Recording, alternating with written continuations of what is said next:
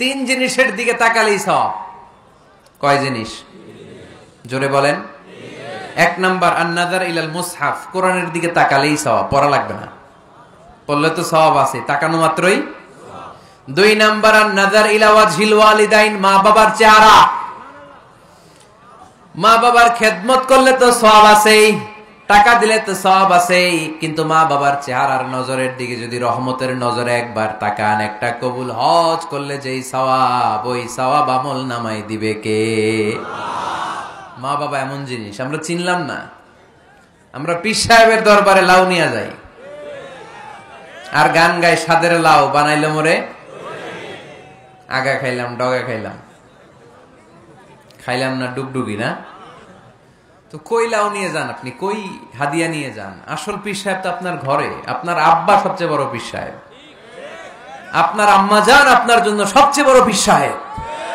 গোটা বিশ্বের সব পীর সাহেব যদি 50 বার করে কোরআন খতম দিয়ে এক গ্লাস পানির মধ্যে ফু দেয়, আর আপনার আব্বা শুধু বিসমিল্লাহ বলে যদি এক গ্লাসের পানিতে ফু দেয়, ওই গ্লাসের পানির ফুটা আল্লাহর কাছে কবুল হয়ে যাবে। এজন্য বিশ্বনবী বলতেন, জান্নাতু তাহতা আকদামি উম্মাহাতিকুম, ও দুনিয়ার মানুষেরা শোনো, দুনিয়ার পুরুষ মানুষদের পায়ের নিচে থাকে জুতা, জুতার নিচে থাকে বালু আর মাটি, আর দুনিয়ার বুকে এক একটা মায়ের পায়ের নিচে থাকে তার সন্তানদের জান্নাত। ওগো মা তুমি এই ধরনের শ্রেষ্ঠ নেয়ামত, তোমারই পদ তলে রয়েছে জান্নাত।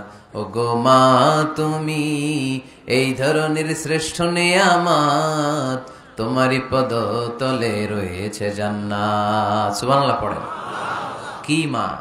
এই মারে আমরা চিনি না।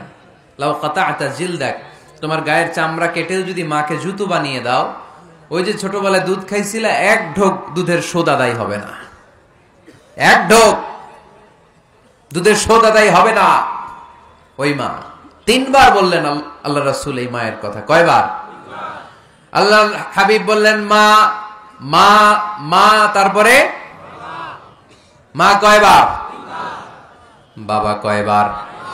তার মানে ইসলাম মাকে দিয়েছে স্বর্ণ পদক, ইসলাম মাকে দিয়েছে রৌপ্য পদক, ইসলাম মাকে দিয়েছে ব্রোঞ্জ পদক, বাবাকে দিয়েছে সান্ত্বনা পুরস্কার। ঠিক কিনা? 3 বার যদি মা হয়, একবার যদি বাবা হয়, তাহলে স্বর্ণ পদক কে? রৌপ্য পদক, ব্রোঞ্জ পদক, সান্ত্বনা পুরস্কার। সুবহানাল্লাহ কইতে বললেন না? ওই মায়ের চেহারার দিকে যদি রহমতের নজরে একবার তাকান, কবুল হজের সওয়াব আছে না নাই? তাহলে 1 নাম্বার কোরআনের দিকে নজর করলে সওয়াব, 2 নাম্বার মা বাবার চেহারার দিকে নজর করলে সওয়াব, 3 নাম্বার আল্লাহর কাবা ঘরের গিলাফের দিকে যখন নজর করে তাকাবেন, 20টা রহমত নাজিল করবে কে? তাহলে শ্রেষ্ঠ মসজিদ মসজিদে হারাম, শ্রেষ্ঠ মসজিদ। 2 নাম্বার হচ্ছে মসজিদ নববী, নবীর মসজিদ, ওখানে 1 রাকাত পড়লে 1000 রাকাতের সওয়াব। আমার নবী শুয়ে আছে তার পাশে, পাশেই জান্নাতুল বাকিয়া, মাকবারাতুল বাকিয়া, এরপর আছে রওদা। বিশ্বনবীর কবর থেকে মিম্বার পর্যন্ত জান্নাত, রওদাতুম মিন রিয়াদিল জান্নাহ। এটা দুনিয়ার বুকে একটা জান্নাতের টুকরা, কোন সুবহানাল্লাহ। ওখানে নামাজ পড়ার জন্য খুব ধাক্কাধাক্কি হয়। পুরো মসজিদে নববীর কার্পেটের এক কালার, ওইটার কার্পেটের আরেক কালার। যারা হজ উমরা করেছেন দেখে এসেছেন, জায়গা পাওয়া যায় না, খুব ধাক্কাধাক্কি হয় ওই জায়গাটাতে সালাত পড়ার জন্য। এটা হচ্ছে দ্বিতীয় মসজিদ শ্রেষ্ঠত্বের দিক থেকে। তৃতীয় মসজিদ হচ্ছে মসজিদে আকসা, ফিলিস্তিনে। আহা, এই দুইটাতে যাওয়ার সুযোগ হইলে ওইটাতে যাওয়ার সুযোগ নাই। ইসরায়েলি হায়নাদের দখলে, চিল্লা এখন ঠিক কিনা? আমরা আল্লাহর কাছে চাই আমরা মসজিদুল হারাম, এই মসজিদ নববীতে যেমনে সালাত পড়তে পারি, বাইতুল মাকদাসে যেও যেন সালাত পড়তে পারে। আল্লাহ তুমি তৌফিক দাও। বাইতুল মাকদাসে 1 রাকাত পড়লে 250 রাকাতের সওয়াব। আরেক বর্ণনা এসেছে 500 রাকাতের সওয়াব। এই 3টার পরে দুনিয়ার যত বড় মসজিদ হোক না কেন, সবগুলোর সওয়াব সমান। সুবহানাল্লাহ পড়েন।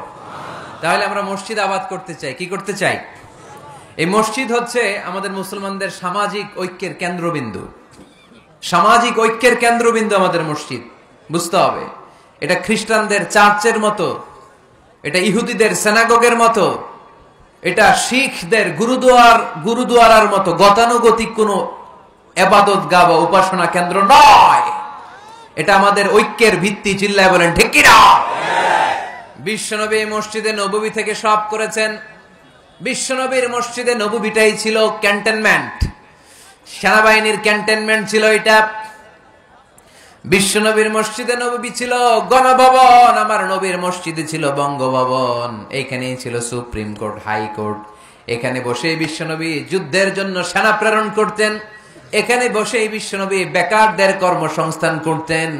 এখানে বসেই বিশ্বনবী বিধবা নারীদের জন্য ভাতার ব্যবস্থা করে দিতেন। এই মসজিদের মধ্যে বসেই বিশ্বনবী আহলে সুফার সাহাবীদেরকে হাদিসের শিক্ষা দিতেন। সুবহানাল্লাহ পড়েন। এজন্য মসজিদের নানামুখী ব্যবহার আছে। আমরা শুধু এটা ইবাদতের জন্য রাখছি, কিন্তু বিষ্ণু ইসা ইসলাম এটাকে নানা কাজে লাগিয়েছেন।